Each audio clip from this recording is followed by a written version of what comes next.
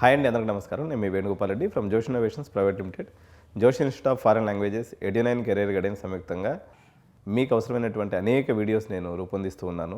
JEE mains ఆధారంగా, అదేవిధంగా MPC పిల్లలకు అవసరమైనటువంటి వీడియోస్ కూడా వందలాది వీడియోస్ నేను చేస్తూ ఉన్నాను.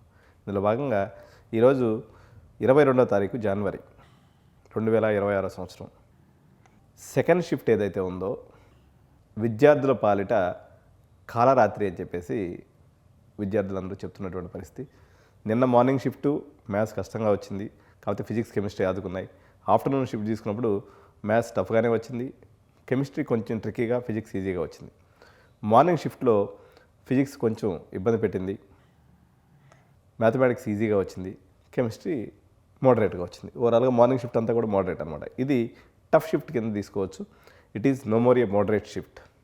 సో ఒకసారి ఈ షిఫ్ట్లో జరిగినటువంటి అనేక పరిణామాలని డీటెయిల్గా చూద్దాం. ఇప్పుడు మిమ్మల్ని మీరు అసెస్ చేసుకోవాలనుకున్నట్లయితే దగ్గర దగ్గర ఈ ఒక్క షిఫ్ట్లోనే 1,20,000 మంది స్టూడెంట్స్ ఉన్నారు కాబట్టి, మన తెలుగు రాష్ట్రాల నుంచి కొంచెం 30,000-40,000 మంది పిల్లలు ఉంటారు. ఇది రిమైనింగ్ షిఫ్ట్ వాళ్ళకి ఉపయోగపడుతుంది కాబట్టి వాళ్ళు విజయలో చదువుకుంటున్నప్పటికీ పేరెంట్స్ చూడండి, జస్ట్ మీ ఆందోళనకు కానీ రేపు పొద్దున్న ఈ సబ్జెక్ట్ మీకు ఉపయోగపడుతుంది. సో ఇదంతా కూడా ఈ ఇమేజ్ చూస్తే మీకు ఏమనిపిస్తుంది?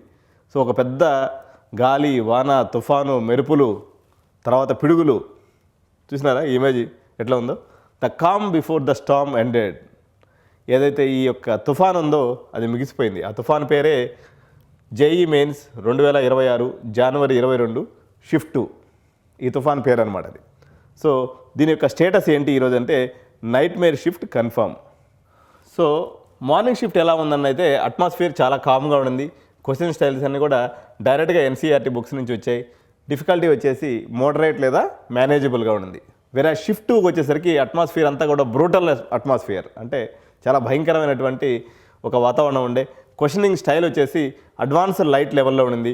డిఫికల్టీ వచ్చేసి మొత్తం కూడా హెవీ క్యాలిక్యులేషన్స్ అనేవి షిఫ్ట్ 2లో ఉండటం అనేది జరిగింది. సో ఇంపాక్ట్ అసెస్మెంట్ ఏంటంటే this difficulty spike fundamentally changes the landscape for normalization. Normalization జరిగేటప్పుడు బహుశా ఈ షిఫ్ట్నే తీసుకుంటారని అంటున్నారు. చూడాలి ఇంకా ఫర్దర్ షిఫ్ట్స్ ఇంకా దీనికన్నా డిఫికల్టీ వస్తాయా లేదనేది. Raw scores will be lower but value per mark increases. So ఈ నార్మలైజేషన్ గురించి నేను ప్రత్యేకంగా వీడియో చెప్తాను, పేరెంట్స్కి స్టూడెంట్స్కి అర్థమయ్యే రీతిలో. ప్రస్తుతానికి వచ్చేసి రా స్కోర్ తక్కువైతే మాత్రం మీరు కొన్ని తక్కువ క్వశ్చన్స్ మీకు కరెక్ట్ అయినప్పుడు కూడా ఎక్కువ పర్సంటైల్ వచ్చేదానికి అవకాశం ఉంది. ప్రస్తుతానికి టైం బీయింగ్ మీరు అంతవరకు అర్థం చేసుకోండి.